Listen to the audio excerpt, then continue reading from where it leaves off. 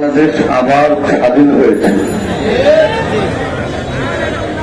একটা সময় ছিল পাকিস্তান, এর আগে ছিল ইংরেজ, এখন বাংলাদেশ স্বাধীন হয়েছে নমরুদের কাছ থেকে। কিন্তু একটা আফসোসের বিষয় হল বাংলাদেশে একটা পক্ষ ইসলামী আন্দোলনকে বাতাস কর্নেওয়ালা বানাইতে চায়। আবার দেখলাম মুরাদনগরের একজন বড় নেতা, উনি বলে আপনারা পালাবেন কোথায়? ইঁদুরের বাচ্চা পালায়, বিড়ালের বাচ্চারা পালায়, সিংহের বাচ্চা কখনো পালায় না। ফজলুল করিম রহমতুল্লাহের সন্তানরা পালায় না, রহমতুল্লাহের সন্তানরা পালায় না।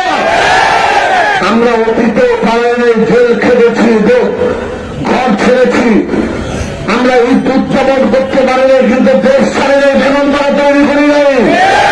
বেতন তারা আপনারা তৈরি করেছেন, আপনারা বলিয়েছেন আমরা দেশ ছাড়বো না, দেশকে ভালোবাসি, কোনো দেশ ছাড়া জনগণ তৈরি হতে দেবো না। আরেকটা কথা বলি, বাংলাদেশে আরেক দল যারা আমাদেরকে বাতাস করেনেওয়ালা বানাইতে চায়, তাদেরকে বলি আওয়ামী হেফাজত যেমন বাংলাদেশের মানুষ চায় না, বর্তমান বিএনপির হেফাজত বাংলাদেশের মানুষ চায় না।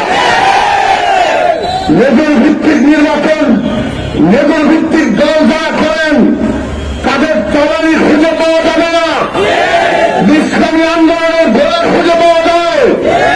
ইসলামী আন্দোলন বাংলাদেশ দেশে আছে নাই, মুক্তিযুদ্ধ ইসলামী আন্দোলন ছিল, যুদ্ধ ইসলামী আন্দোলন ছিল, বাংলাদেশ রক্ষার জন্য ইসলামী আন্দোলন ছিল এবং থাকবে ইনশাআল্লাহ। সর্বশেষ কথা বলতে চাই, বাংলাদেশে অনেক দুর্নীতি আমরা দেখেছি, অনেক গডফাদার দেখেছি, অনেক পরিবারের দালালি আমরা নারায়ণগঞ্জে করতে দেখেছি। আর কোন দালাল এদেশে আবার মাথা উঁচু করে দাঁড়াবে আমরা চাই না। কোন দালালিকে আমরা গ্রহণ করবো না। নারায়ণগঞ্জে সারা বাংলাদেশে পেয়ার পদ্ধতিতে নির্বাচন হবে, জুলাইয়ের সনদ বাস্তবায়ন হবে, মতো আবার ওসমান পরিবারের মতো গঠফাদার তৈরি করবেন, সেটা আমরা হতে দেবো ইনশাআল্লাহ। সর্বশেষ কথা, বাংলাদেশের মানুষ রক্ত দেওয়া শিখেছে, সেদেশের মানুষ রক্ত দিতে জানে, সেদেশের মানুষ পরাধীন থাকতে জানে না।